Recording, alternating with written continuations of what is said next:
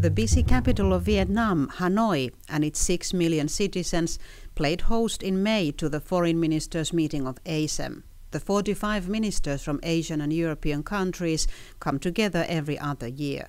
This meeting condemned North Korea's nuclear test, called for the release of detainees in Myanmar, and discussed climate change, trade, and the global economy.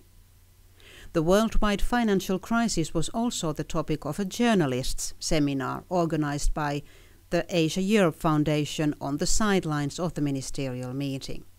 The participants exchanged views on the current state of play in EU and Asia relations.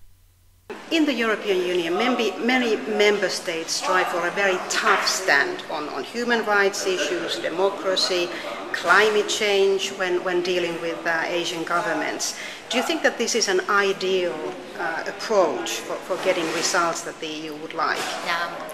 Whether it's the European countries or the United States, really pushing in that way isn't as constructive and can shut doors before they're even open.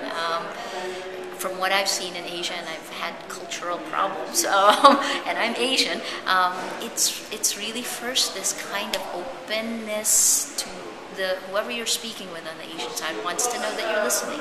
And so the first thing is, before bringing a demand down, is probably first ask, be open, listen, and then be aware of cultural barriers. European Union has to understand that, it took almost 300 years or 400 years for European Union to come to the stage where it is today in regard to human rights, in regard to democracy. In many of these countries, these were completely not there 70 or 80 years ago. Well, I think in particular in the case of China, these can be very sensitive issues, but I think that both sides have learned that there is a certain process, a certain ritual, and that the way it's done is that the most sensitive points are discussed behind the scenes, not in public.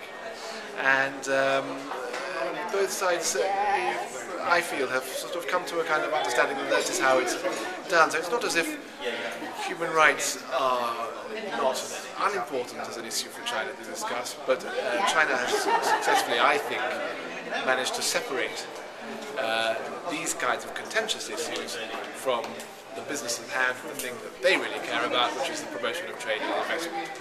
What Europe needs to do is to have a more inclusive approach when it talks to Asia. For the moment, there's a lot of grandstanding. Europe lectures to Asia, gives advice, and what they need to do more, I think, frankly, is to actually listen to what the Asians have to say. Asians have a vast experience in dealing with issues like diversity, immigration, cultural issues, terrorism. These are all areas that we in Europe can learn from. And what I find so far is that these meetings are not two-way meetings. People sit down and lecture and talk to each other, and they don't really discuss issues of common interest. I think this is where we need to move from rhetoric to real action and listening. How about the way that the EU is perceived in Asia as opposed to the role of the US? Do you see any differences there? Clearly the US, being a far mightier superpower, bigger economy, they carry more clout in negotiations. EU is seen as, not punching as hardly as the US. And so the view is generally that, people think that negotiations between the EU and Asia take a longer time than, say, what the US can achieve.